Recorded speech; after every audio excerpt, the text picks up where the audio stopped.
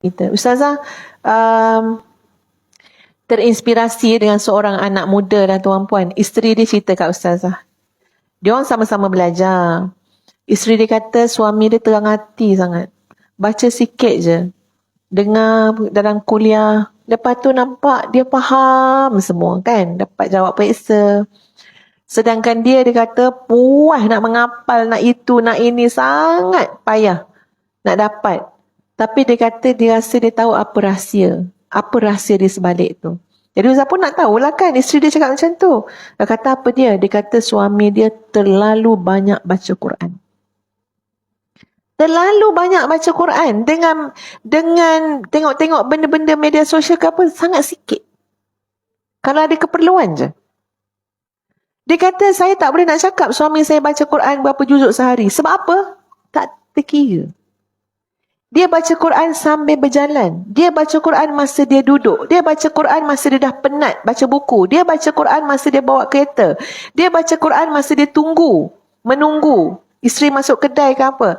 Dia baca Quran hafalan yang dia ingat dia baca, dia ulang. Dan dia baca Quran dalam keadaan melihat mushaf juga. Dia tidur malam, baca Quran. Dia bangun tidur, baca Quran. Dan yang menggerakkan dia untuk bangun awal pun sebab dia nak baca Quran.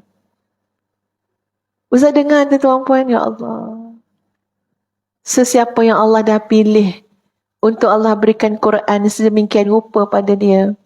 Masya Allah, Masya Allah. Allah inginkan kebaikan untuk dia. Kita tengok, kita ni dipilihkan untuk apa?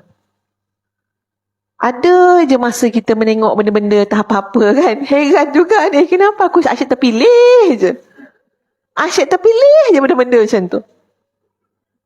Tapi baca surah Al-Mu'min malam tak terpilih pula. Baca surah Al-Kahfi Jumaat tak terpilih. Kok terpilih pun baca separuh tak habis. Semua tiap minggu baca tak habis. Terpilih yang tu je. Cuba kita tanya, kenapa aku terpilih macam tu je, sipi-sipi je.